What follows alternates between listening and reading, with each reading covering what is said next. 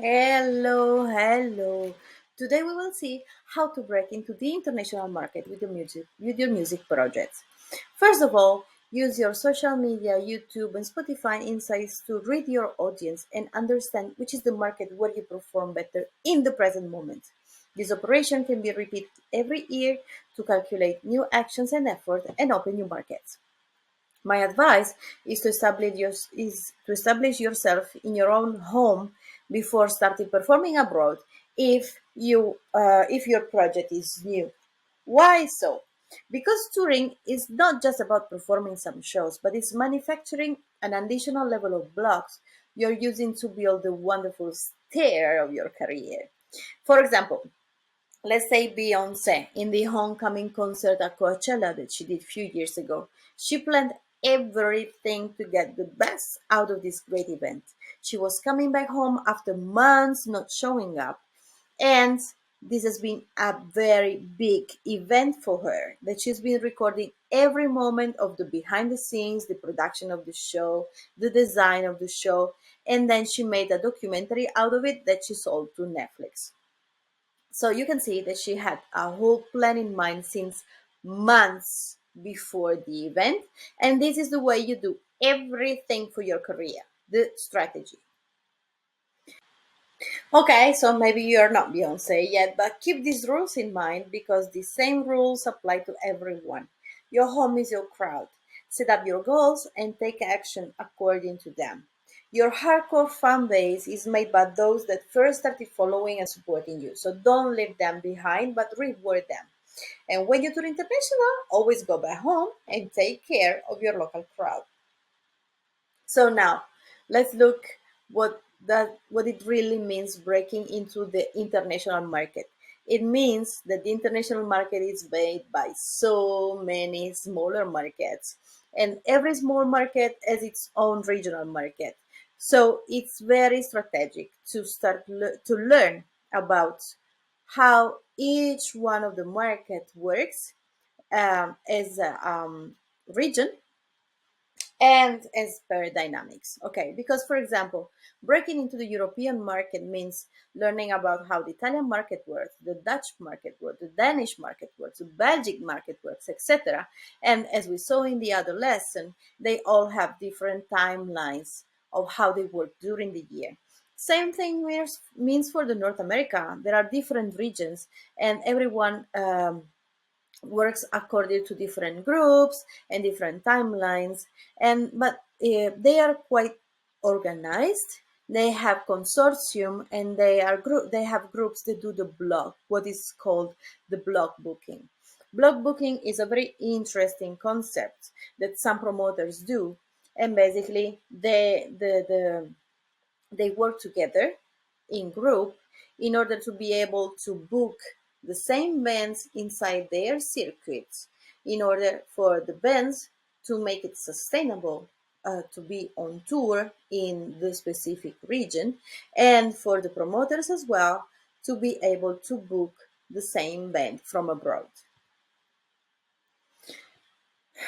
So, internationalization is not easy, but it's possible. And the difference in the results is made by the amount of contacts and the quality of the relationships you have in the music business. The best place to make the biggest number of contacts in the shortest period of time are music markets, music fairs, and showcases. These are the best situations for networking and making contacts.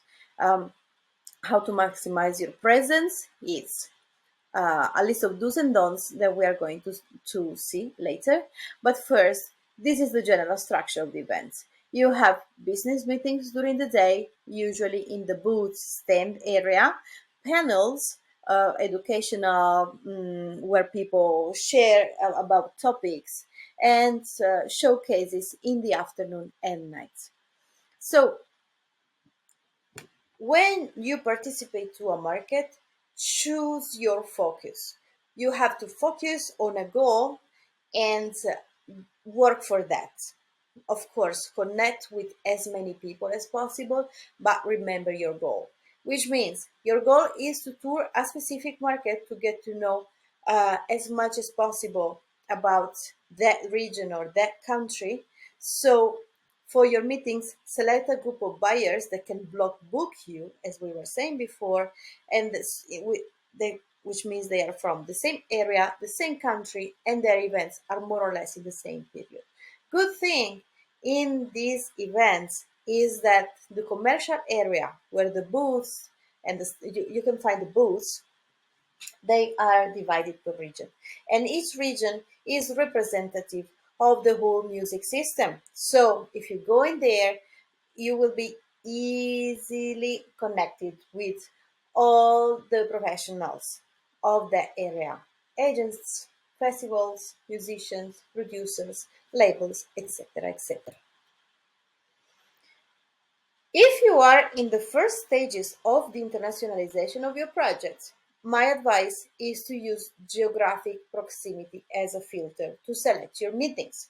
For example, if you live in France, then probably the easiest market to break into for you at the beginning is Germany because it's close, Switzerland because it's close, Spain, for example. Okay, so focus on those because in that way you can easy travel back and forth, and most probably they already have a lot of bands from the same country as yours, which means that they are already open to receive projects similar to yours, and the audience is already educated. What you need to have with you in these events: the elevator pitch, the meeting pitch, flyers, CD samples, USB case samples where you uploaded your bio, APK pictures, typewriter, and the tracks, tablet and headphones with videos ready to be played with no need of Wi-Fi to avoid any glitch or any problem of connection. A nice smile and a good breath because it has to be nice to be close to you. Don't focus on business and selling, but in creating relationships because the selling will come later by itself. And your meeting agenda well organized in advance. If for any reason you cannot participate to some networking events you're interested in, don't lose the chance to access the database and the list of people that will attend. Because most of these events have an online area where for a small registration fee, you can create your own profile and connect with the attendees as well. So my advice is to do these small investments, but access this opportunity and start connecting with them. Before contacting them, in any case, make sure to check their profile, get to know their interests, and what they usually look for their events. Congratulations! You already done the follow-up and you closed a delicious amount of deals, and now the tour is happening. Before leaving for the tour, remember to control and manage the budget of your tour and have a clear idea of how much is the income and how much is going to cost you. Write a project clear with a business plan. Add these main voices in your budget. Don't forget them: crew fees, travel costs, accommodation, car, gasoline, hotels, airplane fares, and promotion costs. Remember, if this is a promotional tour and at the end your budget is going to be zero, which means that as much as comes in goes out, the investment has to be anyway 100% positive. So, to do that, you can look for other sponsors that can be private or public. For example, national export agencies. Many countries have them: France, Belgium, Denmark, Canada, United States. Um, every country has its own system of export agency for the music. You can check it and look and see how it works. There are other funds for internationalization that are given by private foundation or the European Union or private organizations as well. You can contact the embassies of your country in the foreign territory. International networks and cultural institutes are your oyster, okay? They might not be able to give you money cash, but they can give you in-kind services that will help you support your tour budget. And also private sponsors can be an option, like gears, microphone, airlines, clothing, I don't know, whatever. To get the best results from your tour, also remember to prepare a promo campaign for your tour announcement. Publish your tour calendar at least 2 months in advance. Ask the promoters to make you co-host of the Facebook event and publish a video of the invitation on the page of the event. The organizer will be very grateful for your support in bringing in more audience. Always send the promoters the official HD pics to vertical to horizontal so they can choose the one that they prefer for the promo of your show. So you will not find any surprise at the end. You might find, I don't know, if you don't send them the official pictures, you might find an old picture, a wrong picture. You don't know.